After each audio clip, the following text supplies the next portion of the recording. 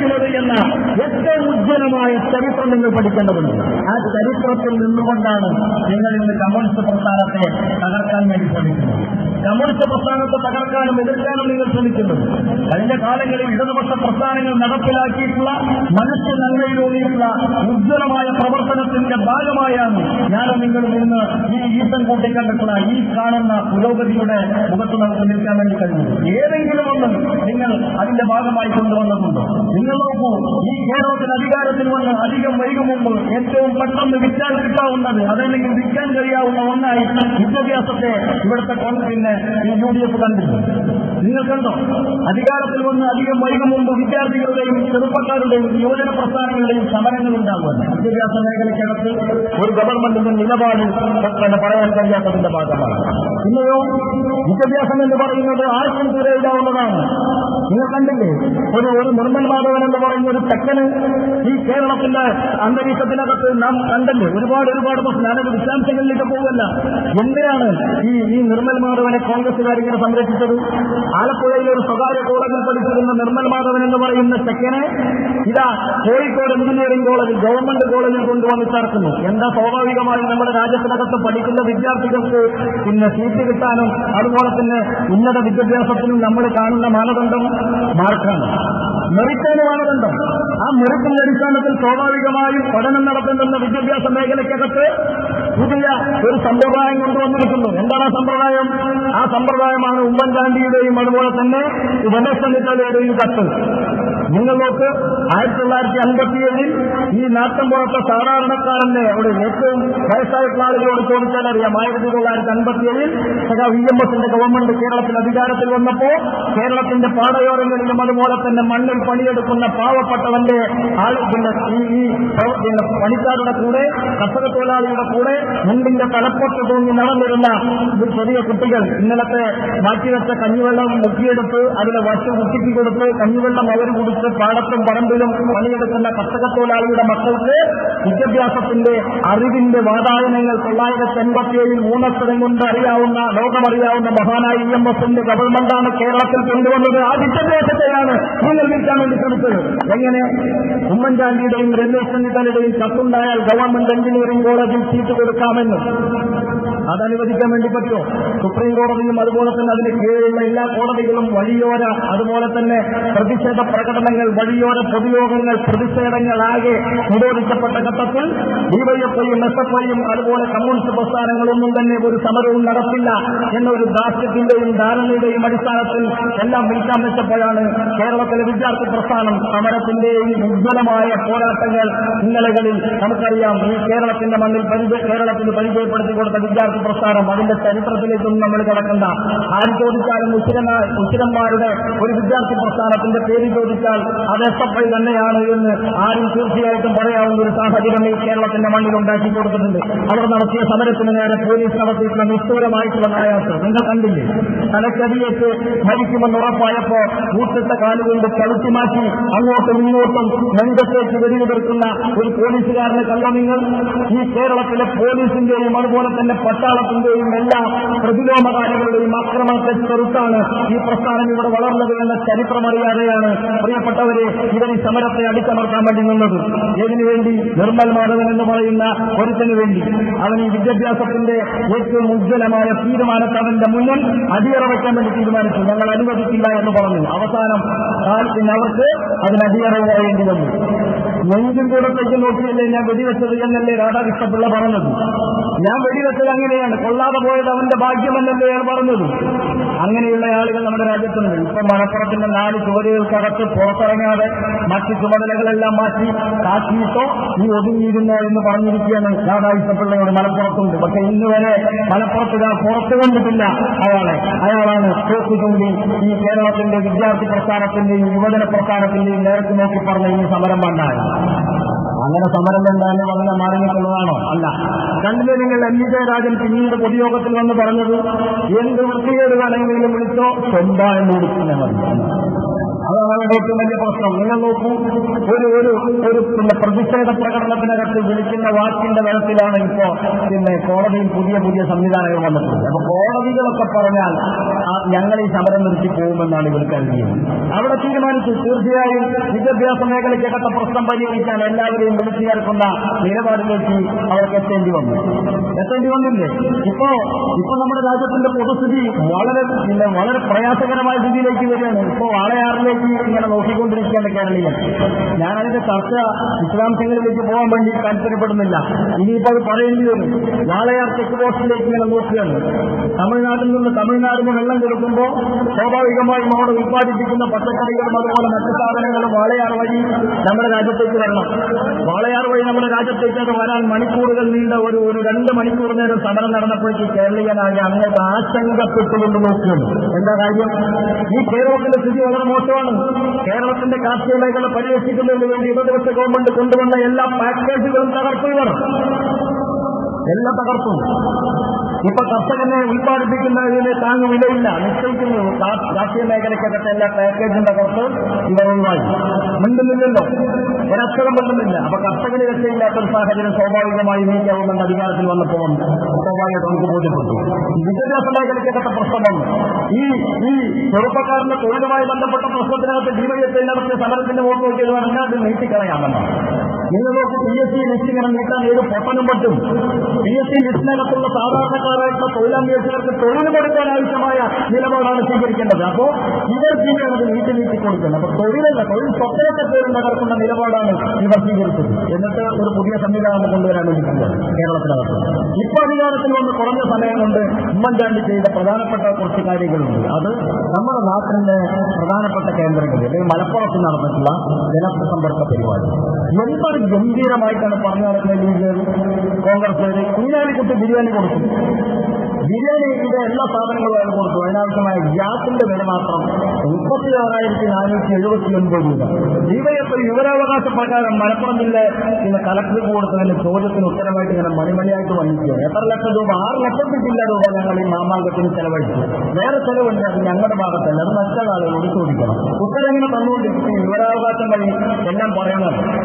അങ്ങനെ ചോദിച്ചു വന്നപ്പോ ഞങ്ങൾ പറഞ്ഞു എത്ര പേർക്ക് തൊഴിൽ കൊടുത്തു, അതാത് പിന്നെ ഏജൻസികൾക്ക് ഞങ്ങൾ വിട്ടുകൊടുത്തിരിക്കുകയാണ്. ഞങ്ങൾ ചോദിച്ചാൽ അതാണ് 50,000 അപേക്ഷകൾ അവിടെ വന്നു. 50,000 അപേക്ഷയിൽ 26,000 വരുന്ന അപേക്ഷയും അല്ല 34,000 വരുന്ന അപേക്ഷയും BPL ആക്കാൻ വേണ്ടിയാണ്. APL നിന്ന് BPL ആക്കാൻ. നേരത്തെ ഞാൻ പറഞ്ഞല്ലോ, വിദ്യാഭ്യാസത്തിന് എന്താ പറയുക, ഗവൺമെന്റ് എഞ്ചിനീയറിംഗ് കോളേജിൽ സീറ്റ് കിട്ടാൻ ഒറ്റ പരിഗണനയുണ്ട്. എന്താ വേണ്ടത്? അതിന് പ്രധാനപ്പെട്ട ഒരു മാനദണ്ഡം ഉമ്മൻചാണ്ടിയുടെയും രമേശ് ചെന്നിത്തലയുടെ ഒരു കത്ത് മേടിക്കാം, എന്നിട്ട് ചെന്നാൽ സീറ്റ് കിട്ടും എന്ന് പറഞ്ഞതുപോലെ നിർമ്മൽ മാധവനാണ് അതിന്റെ പ്രധാനം. അതേപോലെ നിർമ്മൽ മാധവന്മാർ ഇപ്പോ ഒരു പ്രധാനപ്പെട്ട നമ്മുടെ അടുത്ത് വീടിന്റെ തൊട്ടടുത്തുള്ള സുമകേഷ് എന്ന് പറയുന്ന ഒരു പാവപ്പെട്ട സ്ത്രീയുണ്ട്. അവർ പറയാണ്, അതെ അവളെ ഇവിടെ കൊണ്ടുപോയിട്ട് ഇയാൾ വരുന്ന സ്ഥലത്ത് കൊണ്ടുപോയിട്ട് ഒരു പരാതി കൊടുത്താൽ ഉടനെ അത് BPL അയച്ചിട്ടെന്ന് പറഞ്ഞു. എന്താ ചെയ്യാന്ന് വേണ്ടാന്ന് പറയാൻ പറ്റുമോ? വേണ്ടാന്ന് പറഞ്ഞാൽ പിന്നെ കിട്ടുന്നതിന് നമ്മുടെ തടസ്സമായി എന്നല്ലേ പറയാം. അപ്പൊ എന്ത് BPL ആയി കിട്ടും? APL നിന്ന് BPL ആയി കിട്ടാൻ എന്താണ് മാനദണ്ഡം? ഉമ്മൻചാണ്ടിക്ക് ഇതൊക്കെ കൊടുത്താൽ മതി. നിങ്ങളത് വില്ലേജ് ഓഫീസിലോ സപ്ലൈ ഓഫീസിലോ അതല്ലെങ്കിൽ ഇവിടുത്തെ നേതാക്കന്മാരുടെ കയ്യിൽ ഒന്നും കൊടുക്കണ്ട, ഞങ്ങളുടെ കൂടെ വന്നാൽ മതി. അവിടെ വന്ന് ഭക്ഷണമൊക്കെ കഴിച്ചത് കൊടുത്ത് തിരിച്ചു പോരാം എന്നാ പറഞ്ഞത്. 36,000 വരുന്ന അപേക്ഷ എങ്ങനെയാണ് പരിഗണിച്ചത്? ഈ രാജ്യത്തിനകത്ത് APL-ഉം BPL-ഉം ഇപ്പോൾ വിചാരിച്ചപ്പോൾ എന്താണ് ആളുകൾ? ഞാൻ ഒറ്റ കാര്യം ചോദിച്ചത്, ആരാണ് ഈ APL-ഉം BPL-ഉം കൊണ്ടുവന്നത് നമ്മുടെ രാജ്യത്ത്? ഈ ഇരിക്കുന്നവരുടെ പാർട്ടിയാണോ? ഈ പൊതുയോഗം നടത്തുന്ന പാർട്ടിയാണോ? അല്ല. APL-ഉം BPL-ഉം രാജ്യത്ത് കൊണ്ടുവന്നത് കോൺഗ്രസ് അല്ലേ, കേന്ദ്ര ഗവൺമെന്റ് അല്ലേ? കയ്യിൽ ബ്രഷ് എടുത്ത് നന്നായി പല്ല് തേക്കുന്നവരും അതുപോലെ വീട്ടിൽ കക്കൂസുള്ളവരും അതുപോലെ ഓടിട്ട വീടുള്ളവരുമെല്ലാം APL ആണ്. മനസ്സിലായോ? APL വലിയ വരുമാനക്കാരനാണ്, BPL അല്ല. ഈ മാനദണ്ഡം ആരെ കൊണ്ടുവന്നത്? കേന്ദ്ര ഗവൺമെന്റാണ്. കേന്ദ്ര ഗവൺമെന്റ് പറയുമ്പോൾ കോൺഗ്രസിന്റെ നേതൃത്വത്തിലുള്ള ഗവൺമെന്റാണ് ഈ മാനദണ്ഡം കൊണ്ടുവന്നത്. ഈ മാനദണ്ഡത്തിൽ നിന്ന് മാറാൻ കേരളത്തിലെ കോൺഗ്രസിന്റെ മുഖ്യമന്ത്രിയും കേരളത്തിലെ കോൺഗ്രസിന്റെ പ്രസിഡന്റുമായ പിന്നെ ഇവിടുത്തെ നമ്മുടെ ഉമ്മൻചാണ്ടിക്കും രമേശ് ചെന്നിത്തലയ്ക്കും കത്ത് കൊടുത്താൽ, പരാതി കൊടുത്താൽ APL-ൽ നിന്ന് BPL മനസ്സിലാവുമെന്നാണ് പറയുന്നത്. അതെന്ത് മാനദണ്ഡമാണ്? രണ്ട് കൈയും തളർന്നുപോയി കാലും തളർന്ന ഒരു വികലാംഗനെ കൊണ്ടുവരുന്നത് നിങ്ങൾ കണ്ടോ? എന്നിട്ട് ഉമ്മൻചാണ്ടി വന്നിങ്ങനെ നോക്കുകയാണ്. ഇയാളാരെ ഡോക്ടറോ പരിശോധിക്കുകയാണ്. എന്നിട്ട് അയാളുടെ പോക്കറ്റിൽ നിന്ന് ഈ അപേക്ഷകൾ വാങ്ങിക്കുകയാണ്. എന്ത് ഈ പാവത്തിന്റെ അപേക്ഷ നെഞ്ചോടും കൂടി കൊടുക്കുകയാണ്. അതിന് വാങ്ങി വായിച്ച് അപ്പൊ തന്നെ പരിഹാരം എന്താണ്? ഞാൻ ചോദിക്കട്ടെ, ഈ രാജ്യത്ത് 140 MLA-മാരുണ്ട്. അതിൽ ഒന്ന് പോയിക്കോട്ടെ, ഉമ്മൻചാണ്ടി 139 എണ്ണം ഉണ്ട്. ഈ ജില്ലക്കകത്തുണ്ട് കുറെ എണ്ണം. ഞാൻ നോക്കട്ടെ, എന്തിനാ ഇവരെ ഇവിടെ ജയിച്ചു പോയിട്ടുള്ളത്? ഇത്തരം പാവപ്പെട്ടവരെ വീട്ടിൽ ചെന്ന് കണ്ട് ആവശ്യമായ സൗകര്യം സഹായവും ചെയ്തു കൊടുത്ത് മനുഷ്യത്വം കാണിക്കുന്നതിന് പകരം അവരെ താങ്ങെടുത്ത് ഈ ഉമ്മൻചാണ്ടിക്ക് മുന്നിൽ കാഴ്ചവെക്കുന്ന നാണം കെട്ട കോൺഗ്രസിന്റെയും UDF-ന്റെയും നിലപാട് ഏത് ദൈവത്തിന്റെ മുന്നിലും എവിടെ തന്നെ പറഞ്ഞാലും നിങ്ങൾക്ക് നീതി കിട്ടോ? മാന്യതയാണോ അത്? അല്ല. അന്വേഷിച്ചവന്റെ വീട്ടിൽ പോകണം. പോവാൻ നിങ്ങൾക്ക് ശ്രമിച്ചോ? ഇല്ല. എന്നിട്ട് അവിടെ വെച്ച് പരിഹാരം കാണുന്നു എന്നാണ് ഇയാളെന്ന് രാജാധികാര കാലത്ത് നടപ്പിലാക്കുന്ന നിലപാടല്ലേ? ഇയാൾ രാജാവ് വരുന്ന സമയത്ത് പ്രജകളിങ്ങനെ കൂടി നിൽക്കും, പ്രജകളുടെ പ്രശ്നങ്ങൾ ഇങ്ങനെ മണിമണിയായിട്ട് പറയും, അതിനെല്ലാം പരിഹാരം നിർദ്ദേശിച്ച് രാജാവാണ് കടന്നുപോകും. ആരാ ഉമ്മൻചാണ്ടി? ഈ കേരളത്തിലെ രാജാവ്. രാജാധികാര കാലത്ത് രാജഭരണത്തിനെതിരായി നിരന്തരമായി പടപൊരുതി ആയിരക്കണക്കിന് വരുന്നവൻ മരിച്ചുപോയ മണ്ണാണ് ഈ കേരളത്തിന്റെ മണ്ണ്. എന്നിട്ട് കുറെ 139 എണ്ണത്തിനെ മാറ്റി നിർത്തി ഉമ്മൻചാണ്ടി ഇതാ ജനസമ്പർക്ക പരിപാടി, ജനങ്ങളെ സമ്പർക്ക പരിപാടി എന്ന് പറയുന്നത് ഇങ്ങനെയാ നടപ്പിലാക്കുക.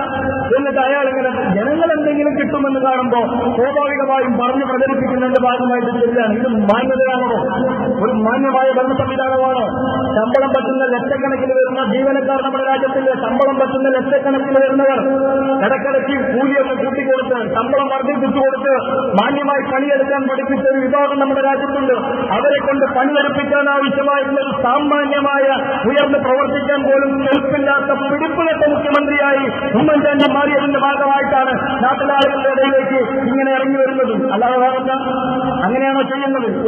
ഒരു ക്യാൻസർ വന്ന രോഗി കണ്ടില്ല നിങ്ങൾ? പലരും അവിടെ കാണാൻ സാധിക്കുന്നു, തളർന്നു വീഴുന്നു. അവർക്ക് മരുന്ന് തന്നെ അറിയില്ല. കുറെ ആളുകൾ ഇതിനെ കൊണ്ടുവരുന്നു. 50,000 25,000 ആളുകളുടെ പ്രശ്നം ഇങ്ങനെ പരിഹരിച്ചാൽ 2 മാസം മതി. 2 മാസം കൊണ്ട് 3.5 കോടി മലയാളികളുടെയും പ്രശ്നം പരിഹരിക്കാൻ ഒരാൾ ഇത് അവതരിപ്പിച്ചിരിക്കുന്നു. നമ്മുടെ രാജ്യത്ത് നമ്മളെ സത്യസായി ബാവയ്ക്കൊക്കെ ശേഷം ഉമ്മൻചാണ്ടി ബാവ എന്ന് പറഞ്ഞ ഒരാൾ ഇവിടെ രാജ്യത്ത് വന്നിരിക്കുന്ന എല്ലാം ഇപ്പൊ പെട്ടെന്ന് അയാളുടെ കയ്യിൽ എല്ലാം ഇങ്ങനെ ഉണ്ടാവുകയാണ്. ഒന്നിനും നേരമില്ലാത്തൊരു മുഖ്യമന്ത്രി, മുടി ചെയ്യാൻ പോലും നേരമില്ലാത്ത മുഖ്യമന്ത്രി നമ്മുടെ രാജ്യത്ത് പ്രത്യക്ഷപ്പെട്ട എല്ലാ പ്രശ്നം പരിഹരിക്കുകയാണ്. ക്യാൻസർ രോഗിയുടെ തളർന്നു വീണ് ഇങ്ങനെ ഇരിക്കുന്നവർക്ക് ഡോക്ടർ കുറിപ്പ് കൊടുക്കുന്നത് പോലെ അവരുടെ ചികിത്സയ്ക്ക് എല്ലാ പൊതുവെ ഇയാൾക്ക് കണ്ടാൽ കൊടുക്കുന്നുണ്ടോ? കൊടുക്കുന്നത് ഉമ്മൻചാണ്ടിയുടെ തറവാട്ടിലെ സ്വത്തൊന്നുമല്ലോ. ഞാനും നിങ്ങളുമൊക്കെ കൊടുക്കുന്ന നികുതി പണം എടുത്തല്ലേ കൊടുക്കുന്നത്. തീർച്ചയായും ആ നികുതി പണം കൊടുക്കുമ്പോൾ അതിന്റെ കൂടിയാണ് എന്നതിന്റെ ഭാഗമായി ഒരു രാഷ്ട്രീയ നേതാവ് കാണിക്കേണ്ടുന്ന മാന്യത കാണിക്കുന്നുണ്ടോ? കാണിക്കുന്നില്ല. എന്നിട്ട് ഉമ്മൻചാണ്ടി ഈ നടത്തിയിട്ടുള്ള ജനസമ്പർക്ക പരിപാടിയിൽ കുഞ്ഞാലിക്കുട്ടിയുടെ വക ബിരിയാണി തിരിച്ചു പോന്നു. ചോദിച്ചപ്പോൾ ഭക്ഷണത്തിന്റെ ചെലവ്, ഗ്യാസിന്റെ ചെലവ് എന്നൊക്കെ പറഞ്ഞിങ്ങനെ നീട്ടി വർദ്ധിക്കുന്ന ബാക്കി ചെലവ് വേറെയുണ്ട് എന്നാണ് പറയുന്നത്. ലക്ഷക്കണക്കിന് രൂപ ചെലവഴിച്ച് ഇങ്ങനെ ഒരു പരിപാടി നടത്തി പോകുന്നു. ഇതാണ് കേരളത്തിന്റെ പൊതുവായ പ്രശ്നം. കേരളത്തിൽ പൊതുവായ പ്രശ്നങ്ങളുണ്ട്. വളരെ പ്രധാനപ്പെട്ട പ്രശ്നമുണ്ട്. ഇതിൽ പറയുന്നത് പോലെ മുല്ലപ്പെരിയാർ പ്രശ്നമുണ്ട്, വിലക്കയറ്റത്തിന്റെ പ്രശ്നമുണ്ട്.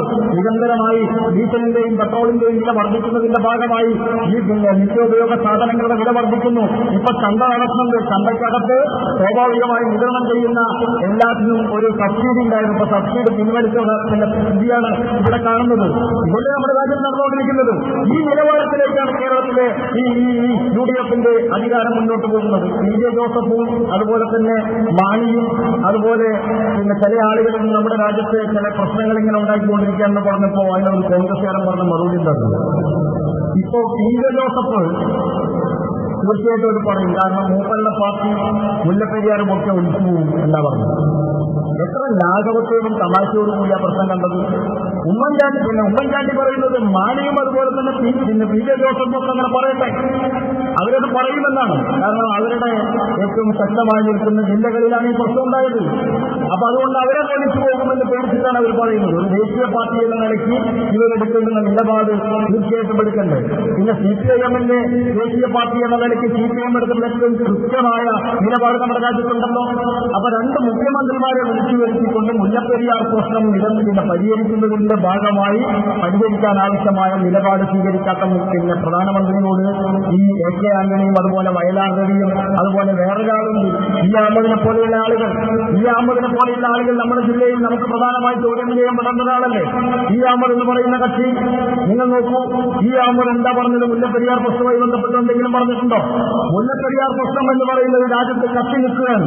45 ലക്ഷത്തോളം വരുന്ന മനുഷ്യന്റെ ജീവന് ഭീഷണിയാകുന്ന അല്ലെങ്കിൽ ഭീതിയുടെ മുൾമുനയിൽ കഴിയുന്ന സാഹചര്യത്തിലാണ് ഈ അഹമ്മദിന്റെ പാർട്ടി ഇവിടെ പറഞ്ഞ് ഞങ്ങൾക്ക് 5ാമത്തെ മന്ത്രി വേണം എന്ന് പറഞ്ഞത്. 5ാമത്തെ മന്ത്രി വേണമെന്ന് പറയുന്നത് കേരളത്തിൽ വളരെ പ്രധാനപ്പെട്ട ഒരു പ്രശ്നം നിൽക്കുമ്പോൾ ആ പ്രശ്നത്തിനോട് ഒരിക്കലും പിന്നെ ഒരിടപെടലും നടത്താതെ ഒരു അഭിപ്രായം പോലും പറയാതെ ലീഗ് ആവശ്യപ്പെട്ട ഒറ്റ കാര്യം എന്താണ്? 5ാമത്തെ മന്ത്രി വേണം. ഞങ്ങൾ 5ാമത്തെ ആള് അവസരം മുമ്പായപ്പെട്ട് നിൽക്കുകയാണ്.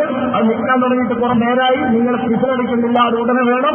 അത് ഞങ്ങൾ പറഞ്ഞ പോലെയുള്ള തന്നെ തീരൂ എന്നല്ലേ പറഞ്ഞത്? അതല്ലേ പറഞ്ഞ ലീഗിലുണ്ട് മുല്ലപ്പെരിയാർ. അവർക്ക് മലപ്പുറമാണ് പ്രശ്നം. ഇവിടെ ഒരു ഡാമില്ലാണ്ടത് ഭാഗ്യം എന്ന നിലയ്ക്കാണ് അവരിക്കുന്നത്. ഇവിടെ ഒരു ഡാമുണ്ടെങ്കിൽ സ്വാഭാവികമായും മുല്ലപ്പെരിയാറിന്റെ പ്രശ്നം ഞങ്ങളെ ബാധിക്കുന്നില്ല എന്നല്ലേ ലീഗ് പറയുന്നത്? ലീഗ് വേണ്ടിയോ? 5ാം മന്ത്രിക്ക് വേണ്ടിയല്ലേ? ഇന്ന് നോക്കൂ, എത്ര ക്രൂരമായ നിലപാടാണ് മുസ്ലിം ലീഗ് പറയുന്നത്. വളരെ വിശ്വാസത്തിന്റെ അടിസ്ഥാനത്തിൽ വ്യത്യാസം അവിടെ പറയും. ഞാൻ അതിന്റെ ഇതിലേക്കൊന്നും പറയുന്നില്ല. ഞാൻ പറഞ്ഞാൽ വേറൊരാൾ പറയാന്നുള്ളതല്ലേ പറയാം. അങ്ങനെയാണ് പറഞ്ഞാൽ ഞാൻ എന്റെ വിശ്വാസങ്ങളിലേക്ക് പോവില്ല. പടത്തിന്റെ പേരിൽ രൂപം കൊണ്ടൊരു പാർട്ടിയാണെന്നാണ് അവർ പറയുന്നത്. തീർച്ചയായിട്ടും ആ പാർട്ടിയാണ് യഥാർത്ഥത്തിൽ എന്താണ് സ്വർഗവും നരകവും നിശ്ചയിക്കുന്നതിന്റെ ഭാഗമായി പ്രാഥമികമായി ചെയ്യുന്ന ഒറ്റ കാര്യമുണ്ട്. അത് മുസ്ലിം ലീഗിലേക്ക് വരിക എന്നുള്ളതാണ്. അപ്പൊ ആ മുസ്ലിം ലീഗ് എന്ന് പറഞ്ഞാൽ ഏറ്റവും മോശമായ നിലപാടല്ലേ ഇന്ന് ഈ അലിഗഡ് യൂണിവേഴ്സിറ്റിയുടെ ഈ കേന്ദ്രത്തിൽ പ്രവർത്തനവുമായി ബന്ധപ്പെട്ടുകൊണ്ട് ഉദ്ഘാടന വേളയിൽ അവർ ചെയ്തത്.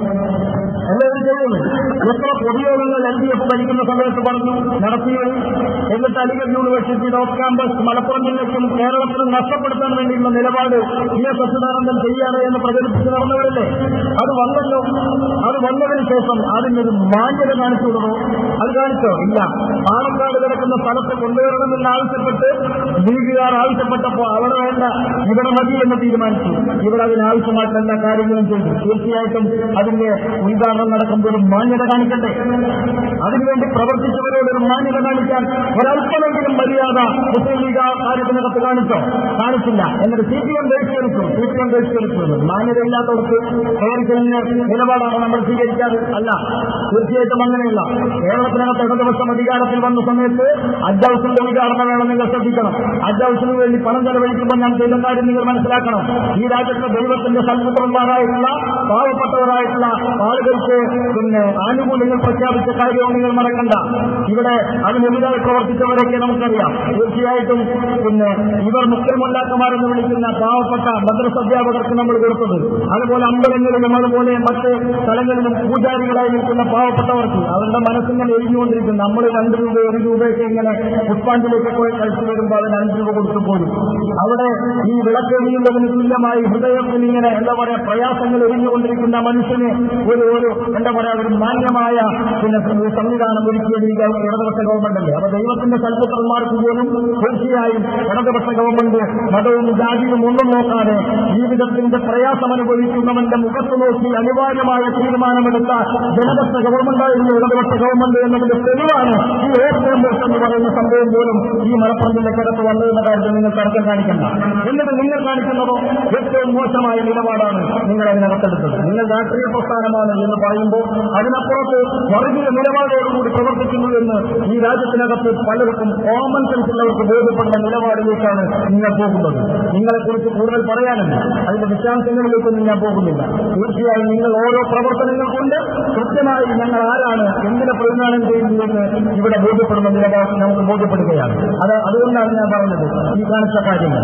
അപ്പൊ ഓരോ മന്ത്രിമാരും ഇപ്പൊ നേരത്തെ പറഞ്ഞല്ലോ കൂട്ടുത്തരവാദിത്വം നഷ്ടപ്പെട്ട മന്ത്രിമാർ കേരളത്തിനകത്തുണ്ട് എന്ന് അവർ തന്നെ പറയാൻ. ഓരോ മന്ത്രിമാരും അവർക്ക് താല്പര്യമുള്ള കാര്യങ്ങൾ ഇങ്ങനെ നിർവഹിച്ചുകൊണ്ടേയിരിക്കുകയാണ്. ഓരോന്നോരോന്ന് പറയാം. കുഞ്ഞാലിക്കുട്ടിയുടെ കേസ് പുറത്തു വന്നപ്പോ ഞാൻ ചോദിച്ചത് ഈ അഹമ്മദ് മോശക്കാരന? കുഞ്ഞാലിക്കുട്ടി മാത്രമാണ് പ്രശ്നം? ഈ അഹമ്മദ് മോശക്കാരനാണോ? ഈ അഹമ്മദിനകത്തെ നിലപാടെന്താണ്? ഇപ്പൊ ഈ അഹമ്മദിന്റെ സ്ഥാനത്തിന് വല്ല പ്രയാസവും സംഭവിക്കുന്നതാണ് ലീഗ്, അഖിലേന്ത്യാ ലീഗ്. അതുപോലെ തന്നെ നിങ്ങൾക്കറിയാലോ അവിടെ തമിഴ്നാട്ടിലും പിന്നെ ഈ കേരളത്തിലേക്ക് പിന്നെ മുസ്ലിം ലീഗ് എന്ന് പറയുന്നത് സത്യത്തിന് മലപ്പുറം ലീഗാണ്. ലീഗ് അഖിലേന്ത്യാ ലീഗ് ഈ പിന്നെ ഇന്ത്യൻ നാഷണൽ മുസ്ലിം ലീഗ് എന്നൊക്കെയാണ് പറയാം. ഇന്ത്യൻ യൂണിയൻ മുസ്ലിം ലീഗ് ഇന്ത്യൻ യൂണിയൻ മുസ്ലിം ലീഗാണോ അതോ ഇത് ഈ മലപ്പുറം ലീഗാണോ എന്ന ചർച്ച നമ്മുടെ രാജ്യത്ത് വന്നു. അതിന്റെ ബേജാറിലേക്ക് വെക്കാം. അതിന്റെ ബേജാറ് കൊണ്ട സമയത്താണ് സത്യത്തിൽ ഇതിനെക്കുറിച്ചൊന്ന് അഭിപ്രായം പറയാൻ കാട്ടുന്നത്. ഇനി ഒരു കാര്യം എന്താണെന്ന് ഒരു കാര്യം നിങ്ങൾ മനസ്സിലാക്കേണ്ടത്, എന്ത് പ്രശ്നം ഉണ്ടായാലും രാജ്യത്തുള്ള ആളുകൾ തീർച്ചയായും മുസ്ലിം ലീഗിന്റെ കൂടെ ഒരു നിശ്ചയവിഭാഗം ഉണ്ടാകുമെന്ന ദാർഢ്യമുണ്ട്. ആ ദാർഢ്യമാണ് ഏറ്റവും വലിയ പ്രശ്നം. ആ ദാർഢ്യത്തിനെതിരെ രാഷ്ട്രീയമായി പ്രതികരിക്കാൻ നമുക്ക് കഴിയേണ്ടതുണ്ട്. അങ്ങനെ ആ രാഷ്ട്രീയമായി പ്രതികരിക്കാൻ നമുക്ക് കഴിയുന്നു എന്ന് ബോധ്യപ്പെടുമ്പോഴേ ഇവരെ നേർവഴിക്ക് കൊണ്ടുവരാൻ വേണ്ടി കഴിയുന്നു. കാര്യം ഒരു വലിയ പാർട്ടിയാണ് ഈ പാർട്ടി, അവർക്കൊന്നുമില്ല കാര്യത്തിൽ ഇവിടുത്തെ വലിയ പാർട്ടി തന്നെയാണ്. പക്ഷേ നിഷ്ഠൂരമാവുമായിട്ടുള്ള മനുഷ്യത്വ വിരുദ്ധമായ നിലപാട് സ്വീകരിക്കുമ്പോൾ നിങ്ങളെടുത്ത നിലപാട് മോശമാണ് എന്നവരുടെ മുഖത്ത് നോക്കി പറയാൻ ആവശ്യമായ ആർജവം മാന്യന്മാരായിട്ടുള്ള മുസ്ലിം ലീഗുകാർ കാണിക്കണം. അങ്ങനെ കാണിക്കുമ്പോഴേ കുഞ്ഞാലിക്കുട്ടി നീയാമതൊക്കെ ശരിയാവുന്നു. അല്ലാതെ നിങ്ങൾ നോക്കൂ, ഈ പാർട്ടിക്കകത്ത് 2 സെക്രട്ടറിമാരെ നിശ്ചയിച്ച് രക്ഷിതാക്കൾ ചോദിച്ചു. ഞാൻ കേട്ടിട്ടുണ്ട് ജീവിതത്തിൽ 2 സെക്രട്ടറിമാരാണ്. 2 തലയുള്ള മനുഷ്യന്റെ സ്ഥിതി എന്തായിരിക്കും? 2 തലയുള്ള മനുഷ്യന്റെ സ്ഥിതി നിങ്ങളൊന്ന് ആലോചിച്ച് നോക്കും. ഇപ്പൊ 2 ജനറൽ സെക്രട്ടറിമാരാണ് മുസ്ലിം ലീഗ്. എന്താ കാര്യം? തർക്കം മൂത്തപ്പോ എത്ര ആളുണ്ടോ തർക്കത്തിൽ 2 ആളല്ല 2 ആളെ സെക്രട്ടറി ആക്കിക്കോളൂ എന്ന് പറഞ്ഞു. അങ്ങനെ ഒരു സാധാരണഗതി ഒരു 2 സെക്രട്ടറിമാരുള്ള ഒരു പാർട്ടി. അപ്പൊ ലോകത്തെ 2 സെക്രട്ടറിമാരുള്ള ഒരു പാർട്ടിയുടെ പേരേതാണെന്ന് ചോദിച്ചാൽ മുസ്ലിം ലീഗാണ്. ആ മുസ്ലിം ലീഗ് ഈ തർക്കം ഇങ്ങനെ മൂത്ത് 2 സെക്രട്ടറിമാരെ ആക്കിയ ഈ നാട്ടിലെ സാധാരണക്കാരുടെ പ്രശ്നത്തിനകത്ത് ഇടപെടൂല. അതിലേക്കൊന്നും നമ്മൾ കണക്കണ്ട. വരാൻ പോകുന്ന ഗതിയിൽ കാണാം. പിന്നെ ഇപ്പോ കാണാൻ വേണ്ടി പോവുകയാണ് വരാനിരിക്കുന്നത്. അപ്പൊ അതുകൊണ്ട് അതിന്റെ വിശദാംശങ്ങളിലേക്ക് പോകേണ്ട കാര്യമില്ല. പിറവൻ തെരഞ്ഞെടുപ്പ് വരട്ടെ, ഞങ്ങൾ എപ്പോ വേണമെങ്കിലും വരാം എന്ന ബോഡി ലാംഗ്വേജുമായി അപ്പുറത്തെ UDF-നകത്ത് നിൽക്കുന്ന ആളുകളെ ഞാൻ പറയണോ? ഈ ഇരിക്കുന്ന ആളുകൾക്ക് അറിയില്ല എത്ര ആളുകളാണ്. ഞങ്ങൾ റെഡിയാണ്, എപ്പോ വേണമെങ്കിലും തയ്യാറാണ്. അപ്പോ ഒരു കുതിരക്കച്ചവടം നടത്തേണ്ടതില്ല എന്ന് കോടിയേരി പറയുമ്പോൾ 2 ദിവസം ഒതുങ്ങും.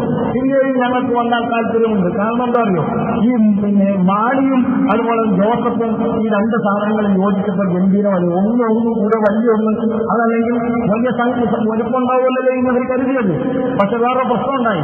ഈ ചപ്പാത്തിൽ പോയ ചില ആളുകൾ നമ്മുടെ സുഹൃത്തുക്കൾ പോയപ്പോൾ ചപ്പാത്തിൽ ചില സ്ഥിതിയിൽ പറഞ്ഞു. എന്തായാലും അതിനകത്ത് മാണി ഉപവാസിക്കുന്ന സമയത്ത് മാണിയുടെ പഴയ ആളുകൾ മാത്രം മാണിയുടെ അടുത്തേക്ക് പോവുകയാണ്. ജോസഫ് ഉപവാസം ഇരുന്നപ്പോൾ ജോസഫിന്റെ കൂടെയുള്ള പഴയ ആളുകൾ ജോസഫിന്റെ അടുത്തേക്ക് പോകുന്നു. ഇത് ഏച്ചു കെട്ടിയപ്പോൾ മുളച്ചിരുന്നു. പണ്ടത്തെ കാരണവന്മാർ പറഞ്ഞാൽ വളരെ ശരിയാണ്. ഇത് ഏച്ചു കെട്ടിയാൽ മുളച്ചിരിക്കും, ഒരിക്കലും ഒരുമിച്ച് കൂടൂല. ലയനം എന്ന് പറയുന്നത് തീർച്ചയായും ആ പാർട്ടിക്ക് ഗുണം കിട്ടിയിട്ടില്ല. അതുകൊണ്ട് PJ ജോസഫിന്റെ ഐഡന്റിറ്റി നിലനിർത്താൻ PJ ജോസഫിന് അവിടെ നിന്ന് ചാടിയ മതിയാകാം.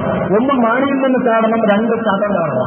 2ാമത്തെ ചാട്ടം അധികാരം കിട്ടുന്ന സാധ്യതയുള്ളവർക്ക് ചാടിപ്പോകണം. അതാണ് ജോസഫിന്റെ പ്രശ്നം. അതുകൊണ്ടാണ് ജോസഫ് ഇപ്പൊ ഞാനതൊന്നും പറയുന്നില്ല എന്നാണ് ജോസഫ് പറയുന്നത്. ഇപ്പൊ ഞാനതൊന്നും പറയുന്നില്ല. സംസ്ഥാന സമ്മേളനമൊക്കെ കഴിഞ്ഞവരുടെ തിരക്കൊന്ന് തീർന്നാൽ ഞങ്ങളിങ്ങനെ കാത്തു നിൽക്കുകയാണ് എന്ന നിലവാരത്തിലേക്കാണ് ഇവർ നിൽക്കുന്നത്. അപ്പൊ അതുകൊണ്ട് അതിനു മുമ്പ് ചില കലാപരിപാടികൾ ഒപ്പിക്കാനുണ്ട്. അതിനാണ് കുഞ്ഞാലിക്കുട്ടിയുടെ അന്വേഷണത്തിന് സമയം ചോദിച്ച് ദണ്ഡപാണി പോയത്. അറിയാതെ നിങ്ങൾക്ക് മുല്ലപ്പെരിയാർ പൊട്ടിയാൽ ആ വെള്ളവും അതുപോലെ തന്നെ അതിനകത്ത് ഒലിച്ചു വരുന്ന എല്ലാ വസ്തുക്കളും ഈ ഇടുക്കി ഡാമിൽ ഒതുങ്ങുമെന്ന് പറഞ്ഞവനാണ് ദണ്ഡപാണി സ്വാഭാവികമായും അങ്ങനെ പറഞ്ഞതല്ല, അത് ഞങ്ങൾ പറയിപ്പിച്ചതാണ് എന്ന് ഇതിന് മുഖ്യമന്ത്രിയും അതുപോലെ തന്നെ തിരുവനന്തപുരം വിളിച്ചു പറയുന്ന സ്ഥിതിയുണ്ടായി. അത് കൃത്യമായിട്ട് നമുക്ക് ബോധ്യപ്പെട്ടതാണ്. അപ്പോൾ ദണ്ഡപാണി സ്വന്തം നിലയ്ക്ക് പറഞ്ഞതല്ല. ദണ്ഡപാണി തീർച്ചയായും അവരെ സഹായിക്കാനാണ്. കോൺഗ്രസിന്റെ വലിയ നേതാക്കന്മാർക്ക് മുല്ലപ്പെരിയാറിന്റെ ഓരങ്ങളിൽ ഭൂമിയുണ്ട്, വലിയ വാഴത്തോട്ടങ്ങളുണ്ട്, അതുപോലെ തന്നെ വലിയ കൃഷിയിടങ്ങളുണ്ട്. അത് സംരക്ഷിക്കാൻ ആവശ്യമായ നിലപാട്. ഈ നിലയിൽ പ്രശ്നങ്ങൾ അതിവഷളാക്കുന്ന രീതിയിലേക്ക് കാര്യങ്ങൾ മുന്നോട്ട് പോകുന്നു എന്ന് നാം തിരിച്ചറിയേണ്ടതുണ്ട്. ഇങ്ങനെയുള്ള ഈ സാഹചര്യത്തിലാണ് തീർച്ചയായും CPM-ന്റെ സമ്മേളനങ്ങൾ നടക്കുന്നത്. ഞങ്ങളുടെ സമ്മേളനത്തിനകത്ത് ചർച്ച ചെയ്യേണ്ട കാര്യങ്ങൾ മാധ്യമങ്ങളല്ല റിപ്പോർട്ട് ചെയ്യുന്നത്. ഒരു കാരണം മാധ്യമങ്ങളല്ല തീരുമാനിക്കുന്നത്. മാധ്യമങ്ങളാണ് നമ്മുടെ രാജ്യത്ത് എന്ത് ചർച്ച ചെയ്യണമെന്ന് തീരുമാനിക്കുന്ന ഒരു പുതിയ സംഭവം നമ്മുടെ രാജ്യത്ത് വന്നത്. ഇതിനെക്കുറിച്ച് നിങ്ങൾ ചർച്ച ചെയ്യുമെന്നുള്ളതല്ല, മനുഷ്യന്റെ പ്രശ്നങ്ങളെ സംബന്ധിച്ചിടത്തോളം ചർച്ച ചെയ്തുകൊണ്ട നിലപാട് സ്വീകരിച്ചുകൊണ്ടാണ് കമ്മ്യൂണിസ്റ്റ് പ്രസ്ഥാനങ്ങൾ ഇതുവരെ നിലകൊണ്ടിട്ടുള്ളത്. അതിന്റെ പ്രവർത്തനങ്ങളുമായി ഞങ്ങൾ മുന്നോട്ട് പോയതും ഇത്തരത്തിലുള്ള പ്രവർത്തനങ്ങളിലൂടെയാണ്, യാതൊരു തർക്കവുമില്ല. അപ്പൊ അതിന്റെ സമ്മേളനങ്ങളിൽ തീർച്ചയായും നിലനിൽക്കുന്ന ഗവൺമെന്റ് ഗവൺമെന്റിന്റെ തികച്ചുകേടിനെ സംബന്ധിച്ച് നിങ്ങൾ പറയുന്നു. അത് സ്വാഭാവികമായും വലിയ ചർച്ചയ്ക്ക് വിധേയമാകുമ്പോൾ ഒരു ചെറിയ ഭൂരിപക്ഷത്തിന്റെ അടിസ്ഥാനത്തിൽ മാത്രം അധികാരത്തിലിരിക്കുന്ന ഉമ്മൻചാണ്ടിയും കൂട്ടരും കേരളത്തിലെ 3.5 കോടി മലയാളികളുടെ സ്വാഭാവികമായും അവന്റെ പ്രശ്നങ്ങളെ മറന്നുകൊണ്ടൊരു നിലപാട് സ്വീകരിച്ച് മുന്നോട്ട് പോകാൻ ഞങ്ങൾ അനുവദിക്കുക. അതിനാവശ്യമായിട്ടുള്ള സമരവും പോരാട്ടങ്ങളുമായി മുന്നോട്ടേക്ക് പോകുമെന്നൊരു പുതിയ കാലത്താണ് സമ്മേളനങ്ങളും അതോടൊപ്പം തന്നെ നാം ഇങ്ങനെ ഒരുമിച്ച് ചേരുന്നത്. അതുകൊണ്ട് നിരവധിയായിട്ടുള്ള സമരങ്ങൾ, ഒരുപാട് സമരങ്ങൾ വേണ്ടി വരും. ഇന്നലെ ഇപ്പോ പരപ്പനങ്ങാടിയിലെ ഒരു സമരം നടന്നു. ആ സമരം ഞാൻ വളരെ അത്ഭുതകരമായാണ് കണ്ടത്. 43 ഏക്കർ സ്ഥലം ലീഗ് പ്രമാണിമാർ കൈയടക്കി വെച്ചിരിക്കുകയാണ്. ഇടതുപക്ഷക്കാർ അധികാരത്തിലുള്ളപ്പോൾ VS അധികാരത്തിലുള്ള സമയത്ത് തീർച്ചയായും അന്യാധീനപ്പെട്ട ഭൂമി പിടിച്ചെടുക്കാൻ വേണ്ടി പോയത് നമ്മൾ കണ്ടിട്ടുണ്ട്. അതിന് പാരവശവരാരാണെന്ന് നമുക്കറിയാം. തീർച്ചയായും എല്ലാ സ്ഥലവും അങ്ങനെ എടുക്കണമെന്നാവശ്യപ്പെട്ടുകൊണ്ട് നിരന്തരമായ സമരം നടത്തി. അതിന്റെ ഭാഗമായി നമുക്ക് കിട്ടിയിട്ടുള്ള കുറെ ഭൂമിയുണ്ട്. ഇപ്പൊ 43 ഏക്കർ സ്ഥലം ലീഗ് പ്രമാണിമാരുടെ കയ്യിലാണ്. അത് വാങ്ങിയിട്ട് ഇവരെല്ലാം പറയുന്നത് നോക്കാൻ വേണ്ടി കുറച്ച് ആളുകൾ വന്നിട്ട് 43 ഏക്കർ സ്ഥലമാണല്ലോ, ഈ നാടിന്റെ മണ്ണാണ്. തല ചായ്ക്കാൻ ഇടമില്ലാത്തവർ മലന്ന് കിടന്ന് ആകാശം നോക്കിയാൽ ആകാശം കാണാത്തൊരു കൂര പണിയാൻ ആഗ്രഹിക്കുന്ന ലക്ഷക്കണക്കിന് വരുന്ന മനുഷ്യൻ ജീവിക്കുന്ന നാടാണ് ഈ നാട്. ആ നാട്ടിലെ പാവപ്പെട്ടവന് ഒരു തുണ്ട് ഭൂമി കൊടുക്കണം. ഒരു തുണ്ട് ഭൂമി കാലമർത്തി നിൽക്കാൻ അവനൊരു തുണ്ട് ഭൂമി കൊടുക്കണം. അത് കൊടുക്കാൻ പോലും തയ്യാറാകാതെ അത് പ്രമാണിമാരുടെ കയ്യിലാണ്. അതല്ലെങ്കിൽ അതിന്റെ ഗവൺമെന്റിന്റെ കയ്യിൽ നിന്ന് അത് വാങ്ങിച്ചെടുത്ത നാടിന്റെ പൊതുവായ വികസനത്തിന് വേണ്ടി ആ ഭൂമി ഉപയോഗപ്പെടുത്തണം. അതിനാവശ്യമായ നിയമ നടപടികൾ സ്വീകരിച്ചില്ല. അല്ല അവിടെയുള്ള തേങ്ങയും പാലുള്ള എല്ലാ വരുമാനവും ഇവരിങ്ങനെ കൊണ്ടുപോകുന്ന ആളുകൾ വലിയ വലിയ ആളുകളാണ്.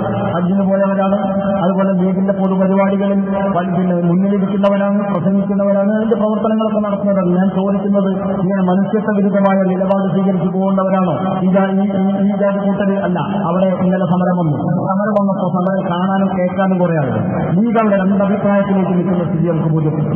ഇങ്ങനെ ഇനിയുണ്ട് വെട്ടിപ്പിടിക്കാൻ വേണ്ടി തയ്യാറായി. കാരണം വെട്ടിപ്പിടിക്കാൻ പറ്റാവുന്നവരാണ് കേരളത്തിൽ അധികാരത്തിലിരിക്കുന്നത്.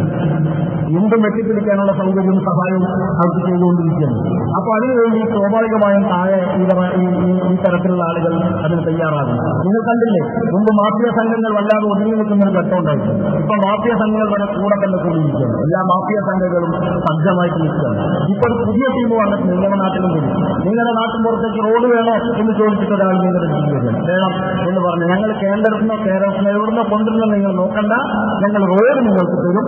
റോഡ് തരുമ്പോ ആ റോഡിനുള്ള സ്ഥലം സൗകര്യങ്ങൾ ഉണ്ടാക്കി തന്നാൽ മതി, ബാക്കിയൊക്കെ ഞങ്ങളേക്ക് എന്നാണ്. അപ്പൊ നോക്കുമ്പോൾ 1 കോടി രൂപയുടെ ഒരു വികസനം കൊണ്ടുവന്നാൽ അതിൽ നിന്ന് 28 ലക്ഷം രൂപ കേരളത്തിലെ അതല്ലെങ്കിൽ കേന്ദ്രത്തിലെ ഏതെങ്കിലും ഒരു മന്ത്രി അതല്ലെങ്കിൽ അതിന് ചുക്കാൻ പിടിക്കുന്ന ആൾക്ക് കൊടുത്താൽ മതി. അപ്പൊ എന്താണ് റോഡ് മാഫിയ എന്ന് പറഞ്ഞാൽ നമ്മളൊക്കെ വിചാരിച്ച റോഡിൽ കൂടെ പോകുന്ന ആളുകളെ അതല്ലേ? അല്ല, ഇപ്പൊ പുതിയ റോഡ് ഉണ്ടാക്കി കൊടുക്കാൻ വേണ്ടി. അപ്പൊ ഞാൻ പറഞ്ഞു എന്തായാലും വേണ്ടില്ല, ഈ റോഡ് ഉണ്ടാക്കാൻ ഞങ്ങൾ ആലോചിക്കട്ടെ എന്നാണ് അവർ പറയുന്നത്. അപ്പൊ അങ്ങനെ ഒരു ടീം വന്നിട്ടുണ്ട്. അപ്പൊ എന്താ ചോദിച്ചപ്പോൾ അവർ പറയുന്നത്, ഈ പിന്നെ മന്ത്രിസഭയ്ക്കകത്ത് ഞങ്ങൾക്കൊരു ഏജൻസി കേന്ദ്ര ഗവൺമെന്റിന്റെ ചില ഏജൻസിമാർ ഞങ്ങൾക്കുണ്ട്.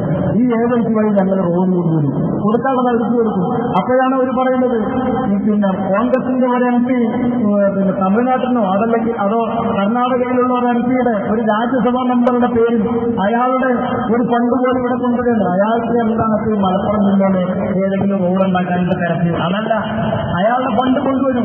ഫണ്ട് കൊണ്ടുവരുമ്പോൾ 10 ലക്ഷം ആണെങ്കിൽ 50 ലക്ഷം ആണെങ്കിൽ അതിന്റെ നിശ്ചയ ശതമാനം അയാൾക്ക് ആദ്യം കൊടുക്കും. ഈ കോൺട്രാക്ടർ ആദ്യം കൊടുത്തതിന് ശേഷം കൊണ്ടുവരും. പുതിയ മാഫിയകൾ നമ്മുടെ രാജ്യത്ത് പരിചയപ്പെടാൻ വേണ്ടി പോവാൻ UDF അധികാരത്തിലിരിക്കുന്ന പുതിയ മാഫിയകൾ നമ്മുടെ രാജ്യത്ത് വന്നു. വിദ്യാഭ്യാസ മാഫിയ വന്നു. അതിപ്പോ നല്ല സജീവമായി നമ്മുടെ രാജ്യത്ത് നിൽക്കുകയാണ്. എല്ലാ തരത്തിലും മാഫിയ. എന്തിന് അധികം ഹജ്ജ് കോട്ട പോലും തട്ടിയെടുക്കാൻ മാഫിയകൾ ഉണ്ടാക്കിയ നാടല്ലേ മുസ്ലിം ലീഗിന്റെ നേതാക്കന്മാർ ഈ രാജ്യത്ത് നടത്തി. അതിന് വന്ന് തർക്കമുണ്ടോ? എല്ലാത്തിലും ഇങ്ങനെ ഉണ്ടാക്കുന്നത് കമ്മീഷൻ വ്യവസ്ഥ. ഇവിടെ വിലയില്ലാത്തൊരു വസ്തു മാത്രമേ ഇനി ഉണ്ടാകും. അധികം വൈകാതെ വിലയില്ലാത്തൊരു വസ്തുവായി മനുഷ്യനെ മാറ്റുകയും മനുഷ്യൻ ഉപയോഗിക്കുന്ന എല്ലാ വസ്തുവിനും വലിയ വില ഉണ്ടാക്കുകയും ചെയ്യുന്ന രീതിയിലേക്ക് ഈ ഉമ്മൻചാണ്ടിയുടെയും അതുപോലെ മൻമോഹൻ സിംഗിന്റെയും ഭരണം വരികയാണ്. വാങ്ങി ഉപയോഗിക്കുന്ന എല്ലാ സാധനത്തിനും വൻ വില വരികയാണ്.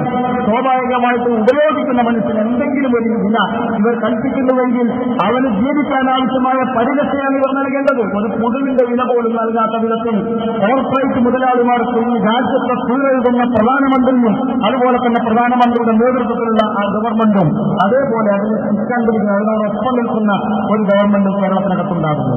ഈ രണ്ടും നമുക്ക് പ്രയാസമേറുന്ന ജീവിത സാഹചര്യങ്ങളിലേക്ക് കൊണ്ടുപോകും. ഒരു കാര്യം ഉറപ്പാണ്, കേരളത്തിൽ ഇതിനേക്കാൾ പ്രയാസം അനുഭവിച്ച് ഈ ഇന്ത്യ രാജ്യത്തിന്റെ പൊതുവായ പ്രശ്നങ്ങൾ നാം ചർച്ചയ്ക്കിടയാക്കുമ്പോൾ ചരിത്രത്തിലൂടെ വായിച്ചെടുക്കുമ്പോൾ നമുക്കറിയാം ഇതിനേക്കാൾ വലിയ നിഷ്ഠൂരമായ ആക്രമണങ്ങൾക്ക് വിധേയമാകേണ്ടി വന്നൊരു നാടാണ് ഈ നാട്.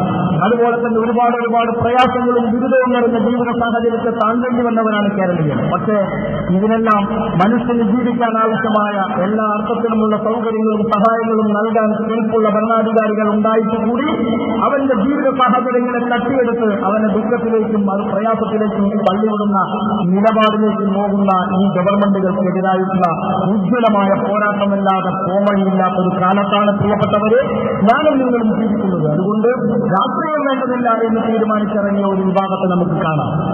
അവനെ ഈ 31 വൈകിട്ടത്തെ നമുക്ക് കാണാൻ വേണ്ടി കഴിയും. രാഷ്ട്രീയം വേണ്ടതില്ല എന്ന്. എന്നാൽ അടിമുടി രാഷ്ട്രീയവൽക്കരിക്കപ്പെട്ട മണ്ണാണ് ഇന്ത്യയും കേരളവും, പ്രത്യേകിച്ച് കേരളം. മറക്കണ്ട, രാഷ്ട്രീയവൽക്കരിച്ച മണ്ണ് എന്ന് പറയുമ്പോൾ രാഷ്ട്രീയക്കാരോടും രാഷ്ട്രീയത്തിനോടും കുറ്റം കലർത്തി വർത്തമാനം പറയുന്ന ചില ആളുകളുണ്ട്. ഞങ്ങളാണ് നേരിന്റെ ആളുകൾ എന്ന് പറഞ്ഞ് നടക്കുന്ന ചില ആളുകളുണ്ട്. അവരോട് ഞങ്ങൾക്ക് പറയാനുള്ളത്, ഈ നാടിന്റെ സ്വാതന്ത്ര്യത്തിന് വേണ്ടി പണപൊരുതി മരിച്ച ആയിരക്കണക്കിന് വരുന്നവന്റെ വിദ്യാഭ്യാസ യോഗ്യതയും മറ്റും പരിശോധിച്ചാൽ അവരൊന്നുമുണ്ട്. അക്ഷരമറിഞ്ഞില്ലെങ്കിൽ പോലും അമ്മ നാടാണ് ഈ നാട്, എന്റെ അമ്മയുടെ നാടാണ്, അതുകൊണ്ട് ഈ മാതൃരാജ്യത്തിന്റെ സ്വാതന്ത്ര്യം എന്നത് എന്റെ സ്വപ്നമാണ് എന്ന് ഉറക്കെ വിളിച്ചു പറഞ്ഞ് മരിച്ചുപോയ അല്ലെങ്കിൽ രക്തസാക്ഷികളായ അനേകം മനുഷ്യരാണ് ഈ നാടിന്റെ സ്വാതന്ത്ര്യത്തിന് വേണ്ടി പോരാടിയത്.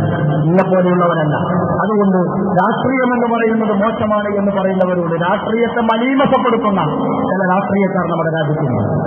അവരെയാണ് ഒറ്റപ്പെടുത്തേണ്ടത്, അവരെയാണ് കല്ലെറിയേണ്ടത്, അവരാണ് ഈ നാടിനെ നശിപ്പിക്കുന്നത്. തീർച്ചയായും നിങ്ങൾ ഓർക്കുക, ലക്ഷക്കണക്കിന് കോടി രൂപ തട്ടിയെടുക്കുന്ന രാഷ്ട്രീയക്കാരനും തനിക്കല്ലാതെ ഈ നാടിന് വേണ്ടി സ്വയം സമർപ്പിച്ചിറങ്ങിയിട്ടുള്ള രാഷ്ട്രീയക്കാരും തമ്മിലുള്ള വ്യത്യാസം തിരിച്ചറിയാൻ നിങ്ങൾക്ക് കഴിയേണ്ടതുണ്ട്. അങ്ങനെ ഈ നാടിന്റെ പൊതുവായ പ്രശ്നം പരിഹരിക്കുന്നതിന് വേണ്ടി നിരന്തരമായി ഇടപെടുന്ന കമ്മ്യൂണിസ്റ്റ് പ്രസ്ഥാനത്തിന്റെ വളർച്ചയാണ് ഈ കാലഘട്ടം നമ്മോട് ആവശ്യപ്പെടുന്നത്. തീർച്ചയായും എല്ലാ മതങ്ങളെയും ഉൾക്കൊള്ളാനും എല്ലാ വിശ്വാസികളെയും ഉൾക്കൊള്ളാനും ഈ നാടിന്റെ പൊതുവായ വളർച്ച എന്നത് സ്വപ്നമായി സ്വീകരിക്കുകയും ആ സ്വപ്ന സാക്ഷാത്കാരത്തിന് വേണ്ടി അതിലെ ഏറ്റവും ഉജ്ജ്വലമായ മനുഷ്യന്റെ ജീവിതം സ്വപ്നം കാണുന്ന ഒരു സാഹചര്യമാണ് തീർച്ചയായും കമ്മ്യൂണിസ്റ്റുകാരനെ സംബന്ധിച്ചിടത്തോളം നല്ല നാട് എന്ന് ഞങ്ങളുടെ സ്വപ്നം. ആ സ്വപ്ന സാക്ഷാത്കാരത്തിന്റെ രീതിയിൽ നിരന്തരമായ സമരമാണ് ഞങ്ങൾ നടത്തിക്കൊണ്ടിരിക്കുന്നത്. ആ സമര പോരാട്ടത്തിലേക്ക് ഏവരെയും ക്ഷണിക്കാനും ഈ പുതിയ കാലത്ത് കോൺഗ്രസിന്റെയും അതുപോലെ തന്നെ മുസ്ലിം ലീഗിന്റെയും എല്ലാം നിഷ്ഠൂരമായ രാഷ്ട്രീയ പ്രവർത്തനങ്ങളെ തിരിച്ചറിഞ്ഞുകൊണ്ട് കമ്മ്യൂണിസ്റ്റ് പ്രസ്ഥാനത്തിന്റെ നിസ്വാർത്ഥമായ രാഷ്ട്രീയ പ്രവർത്തനത്തിലേക്ക് കടന്നുവന്ന പുതിയ ആളുകൾ ഇവിടെയുണ്ട്. അവരെ ഡിവൈഎഫ്ഐയുടെ മലപ്പുറം ജില്ലാ കമ്മിറ്റിക്കും സിപിഐഎമ്മിനും വേണ്ടി അഭിവാദ്യം ചെയ്യാനും ഞാൻ ഇതിനെ ഉപയോഗിക്കുകയാണ്. പ്രിയപ്പെട്ടവരെ, അവർ നേരിന്റെ വഴി തിരിച്ചറിഞ്ഞവരാണ്. ഇരുളടഞ്ഞ ഒരു വഴിയിൽ നിന്ന് ആ ഇരുട്ടിനെ പഴിക്കുന്നതിന് മുമ്പ് ഒരു മെഴുകുതിരിയെങ്കിലും കത്തിച്ചു വെക്കാൻ നിങ്ങൾ കാണിച്ച ജാഗ്രതയും അതുപോലെ തന്നെ ഉജ്ജ്വലമായ നിങ്ങളുടെ രാഷ്ട്രീയ ബോധത്തെയും തീർച്ചയായും വിലപ്പെട്ടതാണ്. നിങ്ങളുടെ വിലമതിക്കാനാവാത്ത ഇടപെടലുകൾ അതുപോലെ തന്നെ സഹായങ്ങൾ തീർച്ചയായും